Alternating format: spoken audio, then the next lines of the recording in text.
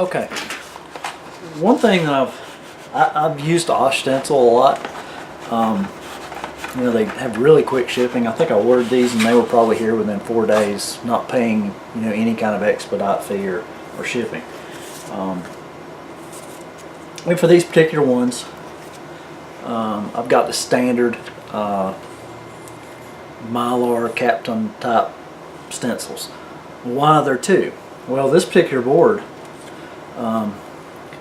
size-wise, it's probably going to be about between my fingers, which is a relatively small board.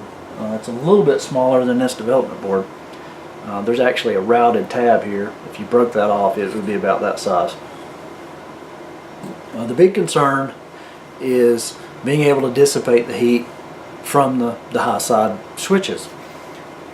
Calculating that out, I should have enough copper that I'll actually be able to dissipate that heat up to about 15 amps. You know, perfect world, I usually do 20% less. So that puts me at about 15 amps would be the max. I actually don't plan on actually driving them. The biggest load that I have is probably the LED bar, and that consumes about 12 amps. So I should be safe there. If need be, you can parallel these particular components.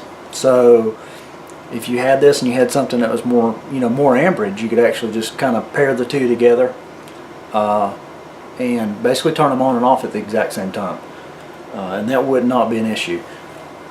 And like I say, I'm building this for me. I know a lot of people on several of the forums have asked about my 800, and you know, a lot of people are interested, but not a lot of people got back with me on, you know, if it was interesting enough to actually produce them in quantity.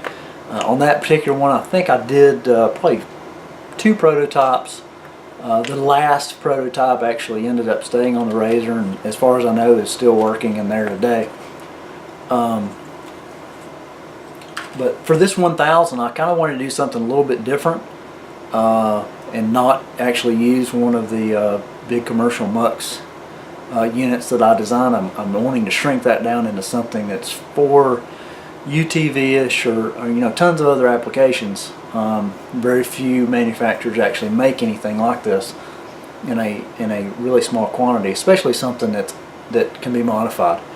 I really am kind of leaning towards basically just running out pigtails, machining an aluminum case that, you know, basically fits with holes drilled at the seam to let the wires out. And either one, I'll actually, you know, form a seal ring, an O-ring that's in the shape of that. Or if I think vibration is going to be a problem, I don't think it will be, because I'm going to use really small components. I don't have any big, large inductors or anything like that I really have to worry about a lot of vibration. But if I don't do that, there's always the option of basically taking that entire unit and potting it.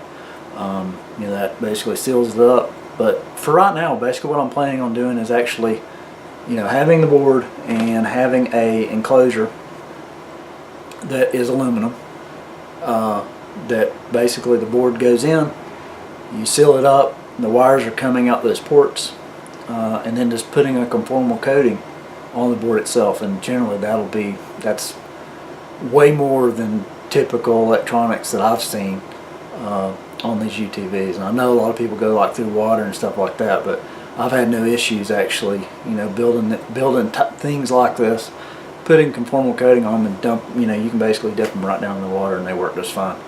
That wouldn't last forever. It's not, you know, a submarine, but it'll last the lifetime of the vehicle. So basically, you notice that there's 2 stencils. A lot of people are really afraid of doing double-sided boards, and I don't mean like just two-sided boards. I mean putting components on both sides. This particular board is going to be, you know, 2-ounce copper on the inner and outer sides. So you know, it's important for space and materials, and I want it, you know, small enough to where I can mount it on the bars. Most of the RZRs, most of the mounting points there's not a lot of, you know, open wide space to really mount things. So you're either mounting it on a tube, or you're mounting it in a little angled area. So this is a double-sided board for that reason. And basically what it is all the indication stuff that I may not actually leave on the final board, kind of like debug LEDs, jumpers, that kind of thing, are on the back side. Also the logic side, you can kind of see there, maybe. There's not a ton of components, and they're all really small. So this would be the first side that you actually run through reflow. Really, these size components, you don't have to worry about them falling off. They're going to stay there. You can basically reflow one side, put the components on, flip it over, put the other side components on. They're larger. You want to do that last. Run that through reflow, and those other components will stay on just fine, and they'll survive the second reflow. On this side, you know, there's some big stuff. You know, we've got some FETs on there and some other things that weigh quite a bit.